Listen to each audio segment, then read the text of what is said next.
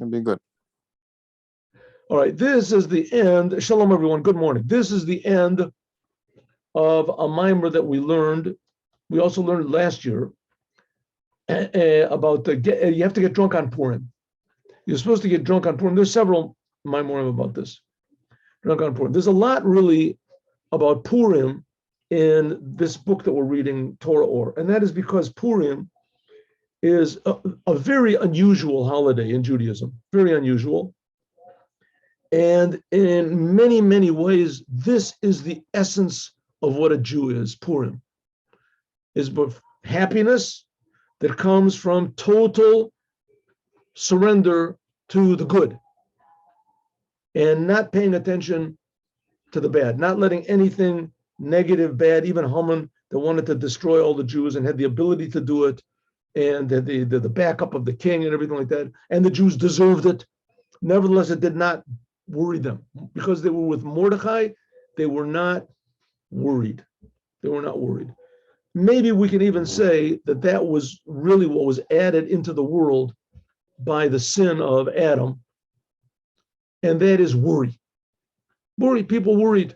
It's not going to be, of course, you have to be responsible and you have to take steps in order to improve the world, but to worry that things won't be good is counterproductive. And now the Rebbe is going to talk about this. What exactly happened? Now we have to remember on Purim, there are all of these, what do they call it? Anomalies, unusual things that happened. That big word popped into my mind. What's it? Anomality and anomal and normal. And it was things that are not normal. What are they? As far as religion goes and Judaism goes. First of all, like we said, it's the only holiday that is not called by a Jewish name. We learned that in the Sikha. I brought it from last year. It doesn't have a Jewish name. Pur, it even says in it, the Pur Hua Goral, that the word Pur is a Persian word. Doesn't have a Jewish name. It's the only book in the Torah that doesn't have God's name in it. Not in any way, not even in a hint or anything like that. God's way. The Midrash says every time it says HaMelech, it refers to God, but that's like, far out. Clearly, it's talking about HaMelech is Achashverosh. And they also say Achashverosh is referring to God. But that's not one of the names of God in any way. It's the only holiday in Judaism that you're supposed to get drunk. Getting drunk means you lose control. The whole thing of Judaism is controlling yourself. Right? You have to control yourself. You have to force yourself to do good. Naturally, no person keeps Shabbat or eats kosher or puts on tefillin. Naturally, nobody does these things. We have to control ourselves to not do sometimes what we want and to do things that we don't necessarily want. And all of a sudden on Purim, we're supposed to get drunk until we don't know the difference between the ultimate evil, which is HAMAN, and the ultimate good, which is Mordechai. How can that be? We'll explain that in just a minute, I hope, God willing. The whole entire story of the Megillah, it seems if you read it from the beginning to the end, it was pretty natural things happened, right? An insane king that he kills his wife, he gets married to a lady that he likes, and he has an evil guy it's like, one of a Shakespearean Lahavdil play. The bad guy stands up and then he tries to make trouble, and all of a sudden the end comes out good. Happy ending. So it doesn't seem to be a very religious book, really at all. You have to sort of really look clearly to see where is the miracle in the whole business. Also, it's a holiday that's a happy holiday, and we don't say Hallel on the holiday. Right? Right, that and many other things also. Let's go. Hine, behold. Also, and one more thing, the decree of HAMAN was the worst decree that had ever been on the Jewish people in the history of Judaism. To kill and destroy all of the Jews, men, women, children, elders, in one day. And Achashverosh ruled over the whole world. There was no time to run away, and there was no place to run away. And just days earlier, the Jews had been in the best situation they've ever been in the history of the exile. Right? They were sitting high. They were the queen of the world was a Jewess. Mordechai was sitting in the gate of the king. Right? All the Jews were invited to the king's half-year long, 180-day year feast. Okay, so nevertheless, it says that Haman was evil. Now again, why did Haman hate the Jews? Why did he hate the Jews? That's the whole point of this whole holiday, Purim. Why did he hate the Jews? What is anti-Semitism? We talked about this before. What is a Jew? What did he find in the Jews that he hated? To the degree that he wanted to destroy every one of them. Right? I don't think that there's ever such a people. I mean, there's people that hate, they hate blacks, they hate Asians, and they have a plan to kill all of them. Wow, what type of a thing? No, where do you get this from? Who's going to benefit from such a thing? So no, I can't stand to see the Jews. Right? I can't stand it. They hate the Jews. Why? What's wrong with them? What do they find in them? So this is a big question. So it comes out, Haman is the serpent. If you look in the Chumash, the story of man eating from the tree, so it says the snake comes along and he says to Chava, to this, eat from the tree. It's good. Why? What does the snake care if Chava eats from the tree or she doesn't eat from the tree? She has to eat from the tree. What's the big deal? Or he wants to bring death into the world. Why? What's the snake going to get out of it? And just everybody gets cursed. The snake gets cursed. Right? So it says, that's Amalek. 1 second. That is the motivation of Haman. The Jews. Okay. So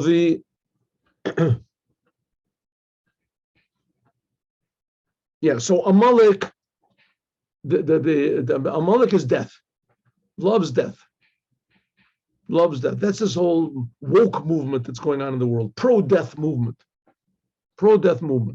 They're for homosexuality, they're for abortions, they're for anything that will stop life, limit life. There's too many people in the world. That's Amalek. That's really what the war is boiling down to. This is maybe we can say this is the war of Gog and Magog. This is the war of life against death. So here we have Haman. Haman loved death. He wanted to kill all the Jews. What are you going to kill all the Jews for? Make all the Jews into slaves, into servants. He even said, Esther even said to Achashverosh, if just for Avadim, if he just wanted to make us slaves, I would be quiet. Right? But how can it be? I can't stand by and watch my people get killed. Why did he want to kill all of them? They had the power. They were outnumbered 500 to 1. Make all the Jews into servants, slaves, like they were in Egypt. Huh? Why not do that? No, he had to kill them all. Why? Because he loved death. And the Jewish people are Am Yisrael Chai. They're alive. They represent the living God, the source of all life. The source of all life. The God is creating everything and bringing everything to life, because life in this physical world is the essence of truth and meaning and Judaism. And Amalek couldn't stand it. He hated it. Okay, so it says, the source of the serpent, Shu Amalek, which is Amalek,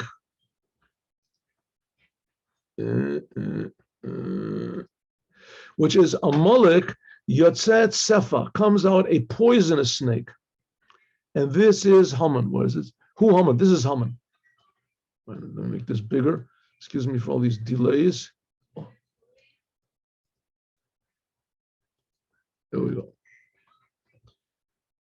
So from the first serpent came the Sefa. Sefa is a poisonous snake, and that's Haman. Haman was the representative of Amalek, who was the representative of the serpent, the first serpent. So who begins Amalek? This is Amalek. And it gets nurture from God. God creates him. Which aspect of God? The highest aspect of God. The first two letters of God's name, Yud Hey. That's what it says, that Haman took the garment, that the sus, the Yalbeshet Mordechai, and he put onto Mordechai. What happened over there? That the king couldn't sleep, and his slumber was unexplainably awakened. And suddenly he said, "Bring me my diary, whatever it is, my log, my history book, whatever it is that I wrote, my diary." And he wrote, and it was all of a sudden the book opened up to itself, and it says, and the book read out from itself. Says an angel read it out, whatever it was, and he said, wow, look at this. It says this Mordechai saved my life once. Right? Mordechai, that's how the Megillah begins. The big son of Asheresh, the servants of the king decide they wanted to assassinate the king, and Mordechai overhears them speaking, and he goes and he tells the king, and they get hung. So Mordechai saved the king's life. Right? That's how it begins. The king forgot about that totally. Suddenly the king wakes up, and he says, he calls HAMAN. HAMAN happens to be walking by. He's making this big gallows that's like 77 stories high, gallows to hang it Mordechai, so everybody will see Mordechai dangling over there. And he says, oh, there's Haman. Tell him to come in. What should I do to a person I want to give honor to? And Haman thinks, wow, he wants to give me honor. I'm number one in the country. So he says, take the king's garments and the king's crown and the king's horse, and put him on Mordechai. Just one moment, please. One moment. Excuse me.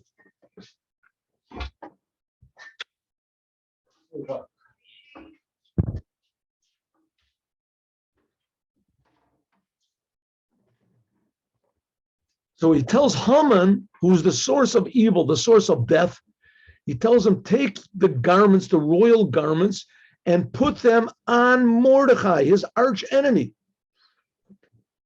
Because, so in other words, what's it saying? That the evil forces in the world, the force of death in the world, death, and that is evil, that is Haman, and that is the serpent, that will crown and put the garments on Mordechai. Kihene, Omer Razal, the rabbis say, Shmi im Yudke Shesa. It says, Zeh Shmi Lo'olam, Zeh Zichri L'dor V'dor. It says, that's just in this week's, talks about Amalek. It says that this word Shmi, my name, with the letters Yudke, if you add up the gematria, it comes out to be 365, the negative commandments. Sheshmirat mitzvahs losa said that the keeping of the negative commandments, which are 365, which is hinted at by my name, Shmi, my name, added 15 to the word Shmi, it comes out to be 365. That's the source of the negative commandments, the prohibitions in Judaism. This is the revelation. Ki ikar alotasa, the main negative commandments. It means what? That God should not be covered. Shalom liyot kisoy v'hester or ein sof baruch. What are the negative commandments? What does it say? The negative, God wants to be revealed in the world. Right? What conceals God from the world? Jewish people doing things they're not supposed to do. Like a person. You have a person, and he's your best friend, your boss, right? Your boss. And you mess up time and time again, so the boss will forgive you. You mess up purposely. That's already, you could be the best worker in the world, but purposely you do things against what right? Who told you to paint your room green? What are you painting your room green for? I thought it would not look nice, but I told you not to do it. Okay, so I'll do it, right?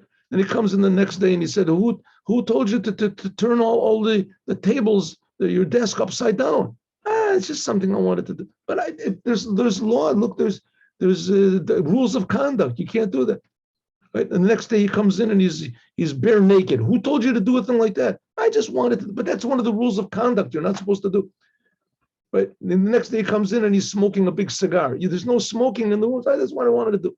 But all these things we're not supposed to do, this covers over God's pleasure in us, in the world. That's the prohibitions are in order for us to remove things that hide over godliness. And what about the positive commandments, the 248 positive commandments? Heinam shachas, this is drawing down. This is yes, doing what God wants, pleasing the boss. Or and so, to make God a dwelling in the physical world, to do the commandments, to love God, to give charity, etc. Gadol koach giloi hakise, and there's more power in negative things. The hester ikara or mi amshachas hishtalshlus or. Right? If you do something bad to someone, he'll remember for a longer time. It hints it, and then if you do something good. You do something good, of course, it improves the person. Bring them a nice present. It's a nice, very, very good, right? But if you do something bad to that person, the person will always remember it. Bad has a bigger power than good does. That's the way the world goes. The Jewish people, and it's also by us, to turn away from bad is a thing that you want to do. Right? A person, he loves whatever, driving his motorcycle and smoking his cigar on Shabbos. He loves it. That's his day off from work. He loves to do it. He said, but you're not supposed to do those things. You're not supposed to, right? You're not supposed to. What can he do? Right? He just likes to do it. Right? He likes to do it. It's hard for him to stop. He says, no, that it's hard to do. I do a lot of good things, right? I do good things also, but I can't. But doing something bad as a deeper effect, if you want to call it, for negativity than doing something good has a power for positivity. Even though, yes, it's true, we say that a little bit of light pushes away a lot of darkness, and etc., that God has mercy and all these things. But never, the fact of the matter is it takes a bigger power to stop doing bad than to do good. That's why negative commandments are more in number than the positive commandments, and negative commandments are connected to the first two letters of God's name, Yud-Kei.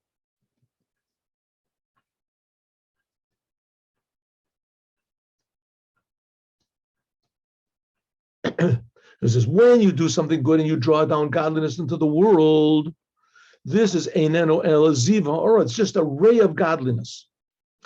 But when you do something bad, you're really going against, so to speak, the essence of God. Hine Haman hu klipa mechase. Haman is the shell, the covering, the veil that covers over the name of Yud-Kei.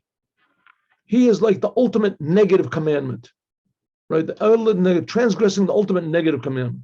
Shehu Makor Alota said that this is the source of the negative commandments. That's what Haman is. I'm going to make this thing a little bigger if I can. As progressively, how do I do this? 1 minute. Excuse me. I want to make it a little bigger. Oh, that's like this. Oh. There we go. Good.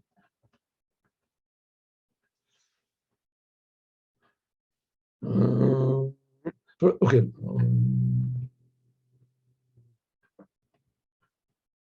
Haman is the clipper that covers over this name Yud-Kei. This is the source of the negative commandments. Haman is represents all of the things you're not supposed to do. Death, covering over life. Therefore, kadiskafia. Therefore, if we push away our feeling of separateness from God, if we push away all of our urges to do negative things we're not supposed to do, or we transform darkness to light, then by means of that, this makes garments for Mordechai, which Mordechai, that's the idea of the good things. So Haman represents bad, turning away from bad, and Mordechai is doing good. So if we can get rid of Haman, which is bad, in other words, refraining from doing the things God doesn't want us to do, then that enables Mordechai, that enables the garments of Mordechai to enclothe us. Oh, so if so, that's what it means. My hair, hurry up. Kachat lavush vetasus.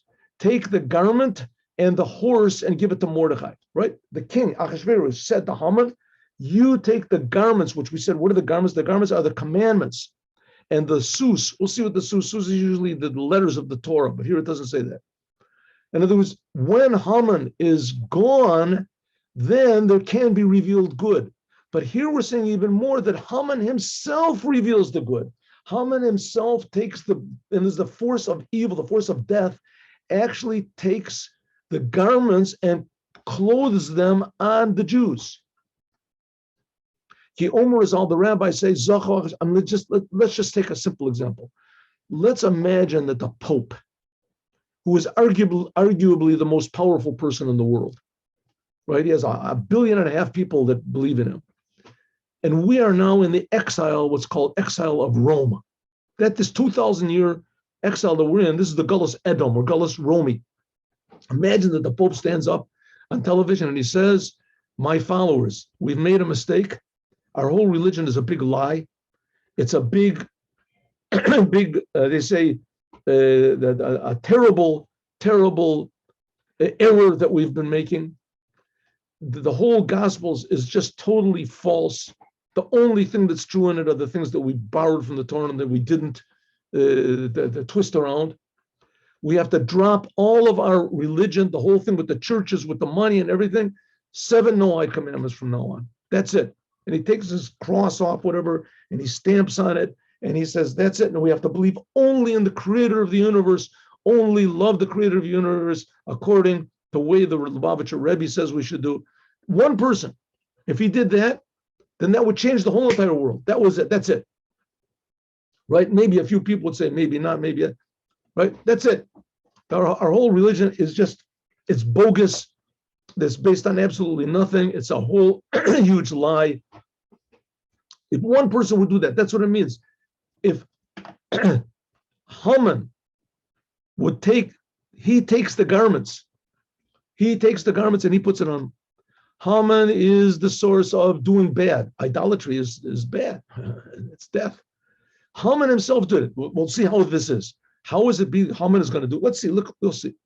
Hine babo 8 Kates, when there comes the time of the Mashiach, hurry, soon, now. Kativ, it says, death will be swallowed up forever. That ruach hatuma avir, there won't be any more evil in the world. Shiakalim va'avodim, that all the forces of evil will be destroyed totally.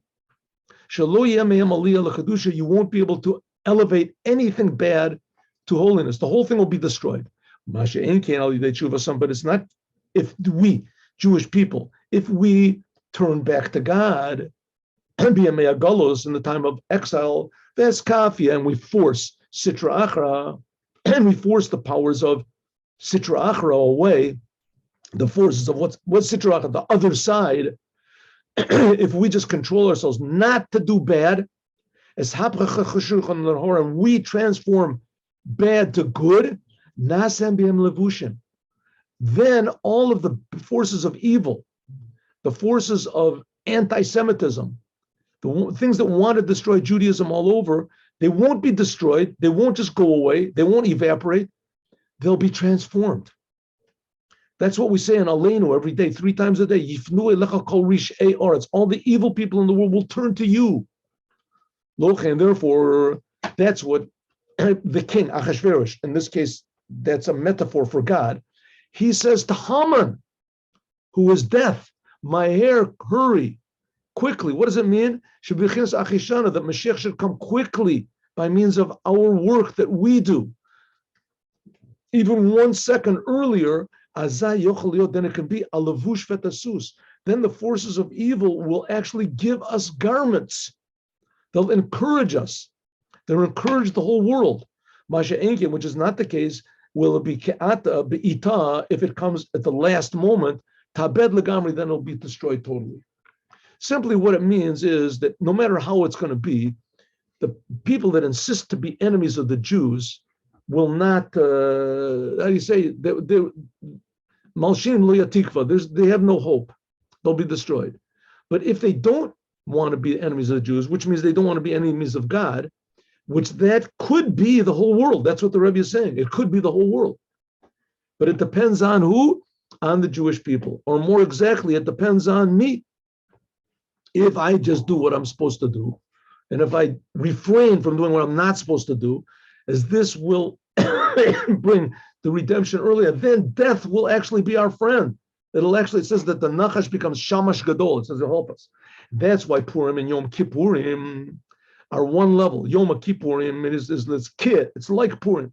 And it's called Purim because of the poor, because of the lots that it threw.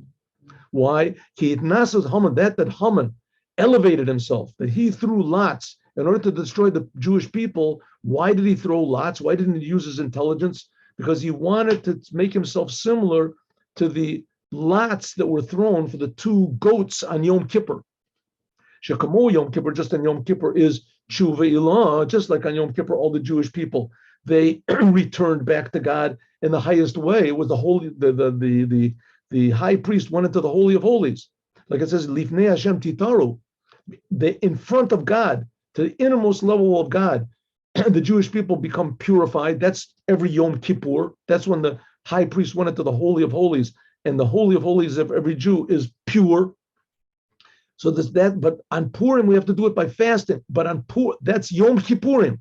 But on Purim, Zach Yisrael, the Jewish people, got this level of returning to the essence of God by means of tzomos, by means of their fasting and their screaming out and the self-sacrifice, by means of Kiddush Hashem, willing to risk their actual physical lives. Shari Haman lo bikesh alabed at the Yehudim. Haman only wanted to kill the Jews. And if they would say, I'm not Jewish, God forbid, wouldn't do anything to them. So it ends up that the Jews, by refusing to deny their Judaism, they risked their lives. They risked all of Judaism. He would have killed all of them. There wasn't one Jew that said, hey, let's just say we're not Jews. Come on. Not even one Jew even thought of that. Even it meant risking life. We said this so many times. They reached the essence of their being. In other words, Judaism, the fact that I'm a Jew, is more meaningful and more real than the fact that I'm alive. Judaism is the source of life. Like it says, in the days of Achashverosh, Kiblu at the Torah, that's when they received the Torah. Like, remember, we learned that Kimu v'Kiblu. Baratzon. 1,000 years earlier, the Jewish people, they got the Torah on Mount Sinai, but they didn't get the point. The point was this total self-sacrifice, throwing yourself totally on the creator of the universe and doing, saying, thinking what the creator wants and turning away from the bad, refraining from what he doesn't want. By means of this, they elevated their souls by this self-sacrifice to Makar Chutzvah, to the source from which it was hewn, the Jewish soul, Hag Balamayla, tremendously high. It's all about machshava, that the Jews rose up in God's thought. Learning the Torah, doing the commandments, praying, all these things are wonderful. But the essence of the Jewish people is total self-sacrifice. If Haman would have killed them, no one would have learned Torah anymore. No one would have done any commandments. There wouldn't have been any good deeds. The Jewish people, there wouldn't be no Jewish people. That's not logical. It doesn't make any sense. You should do something to preserve the Jewish people, right? It says wrong. God will preserve the Jewish people. We just have to do what God wants. That's what it means. That they even higher than machshava v'tshuva. I'm sorry. Chutzvah hagbala ma'ila b'chinas olav machshava. This is where the Jewish people rose up in God's thought before He created the world. But tshuva kadmal olam. It says that tshuva, returning to God, returning to the essence of God, is returning to what is my true identity? Who am I really? Think into it. Who am I really? Think into it. Who am I really? The first second that I was born, that's my true identity. What did you have the first second you were born? Nothing. I didn't have nothing whatsoever, right? It's a boy, it's a girl, right? You're born, you have nothing. You're totally dependent on everything around you. It's a miracle that you're alive. That's the miracle, life. And that's the true identity of every human being in the world. And that is the true identity of the Jewish people. But even before that, because before you were born physically into the world, the Jewish people rose up in God's thought. They were born, if you want to call it, in God's essence. That's what it means. The Jews are God's sons. When the Jews feel that, that's called tshuva. You return to that inner point. In other words, God is the boss. God does everything. When a baby is born, he doesn't do anything. What does he do? He comes out, he cries, it's automatic, right? He just comes out. That's all. Where did he come out from? What did he do to create himself? He's got all these limbs and eyes and things like that. Where did he get them from? What did he do there in the womb? He created his own eyeballs and right? Where did he get from? It's all a gift. It's all an amazing, incredible, miraculous gift of love from the creator of the universe. This revelation in the soul on Yom Kippur, on Yom Kippur, there's no eating and drinking. That's how we get to this inner essence level, which is called the Holy of Holies, where the high priest went in. Now we all go into the Holy of Holies. Yom Kippur. But on Purim, when Purim, this is revealing this level into the physical world. This is by means of drinking wine. Shehu b'chinas yayin ha'meshaka. This is wine that makes drunk. Hainu bitul hadas, negating our own egotism, our own opinions, our own, self and selfishness, v'hasaga, or any understanding, etc. Like a baby. Like a baby. Suddenly on Purim, we're like babies. We're saying, listen, so a baby wants to live, right? He says, yeah, but I'm a Jewish baby. A Jewish baby wants to live. More important is Jewish life than his physical life. More important. Why? Because if you just have your physical life, then you're missing the whole point. It's like making a touchdown without the football. The whole point of why we're here is in order to, to convince the world and to educate the world that God loves everybody. He's creating everybody. And we're the only ones that can do it. Life is precious. Life is a miracle. If we don't have that, then we don't have the football. We don't have the whole point. 1 minute. We got one more page. Don't go away. It's just getting good here. Here we go.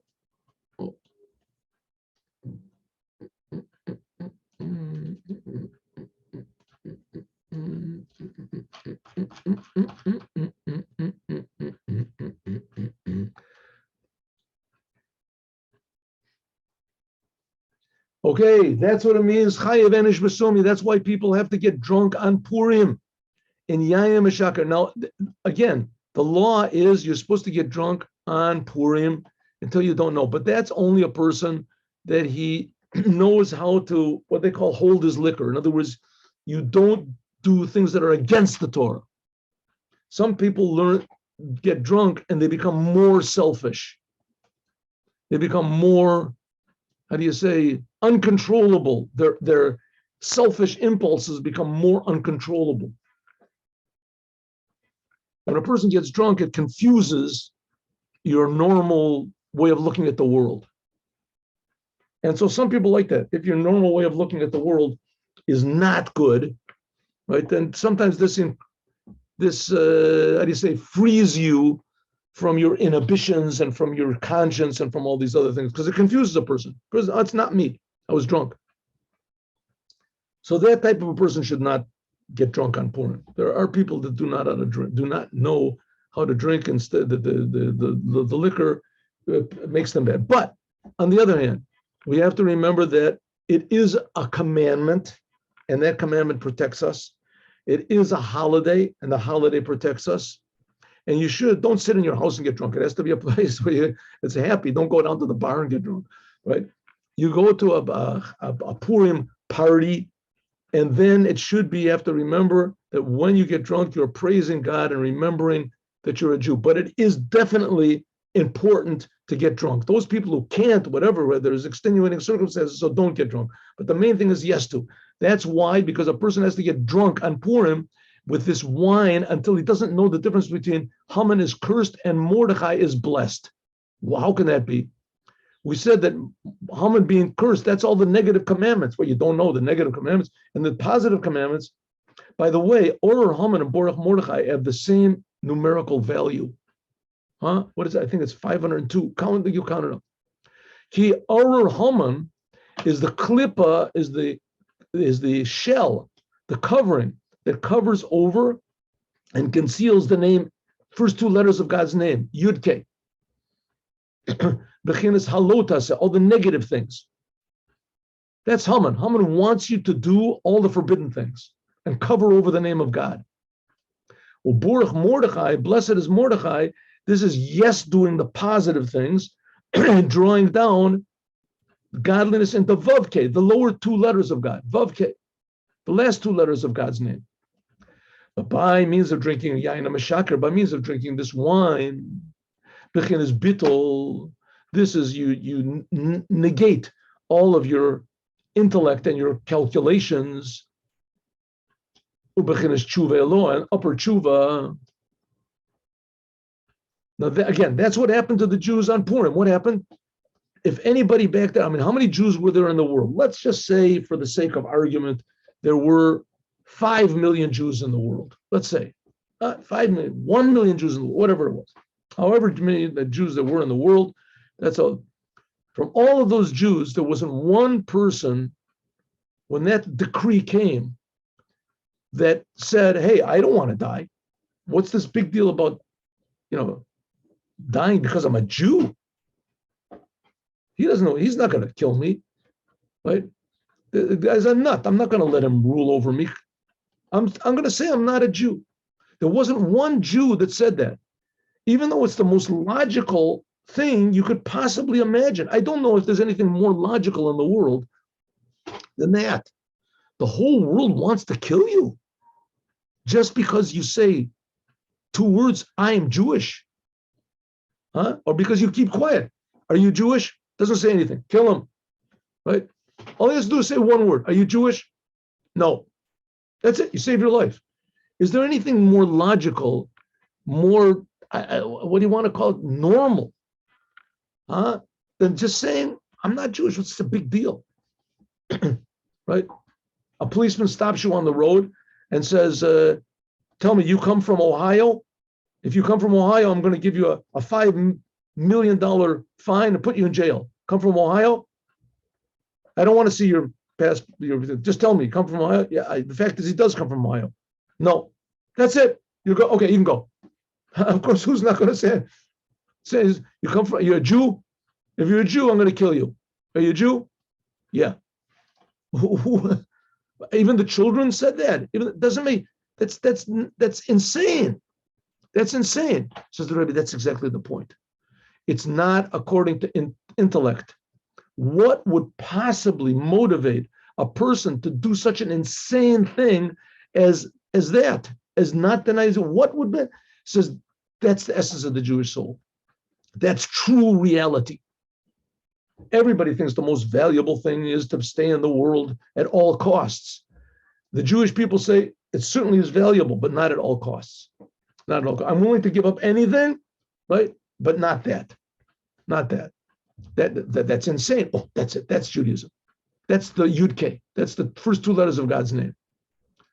And that should be our motivation to do all of the Torah and the commandments. That's why it says that only on Purim did the Jews really get the point of the Torah. They really accepted the Torah because they went above any logic. They connected to the essence of their identity, their being. We're Jews. We're God's. We come from God's essence. We're the sons of God, every Jew. We're here to tell the world that God loves everyone. God is infinitely close to everyone.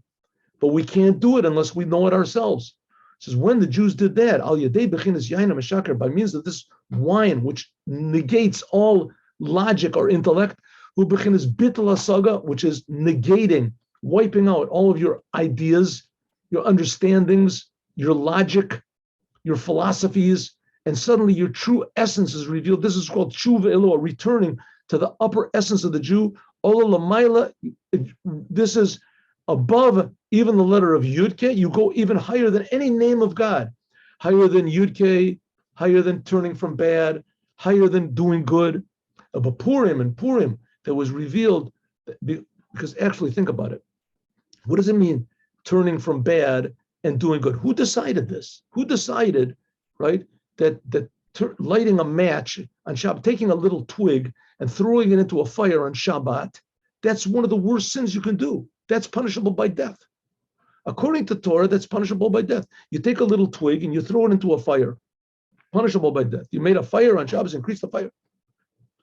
There has to be witnesses and etc. It's almost impossible to actually carry out this crime. But nevertheless, a person that transgresses Shabbat with all of the conditions, what in the world? Why?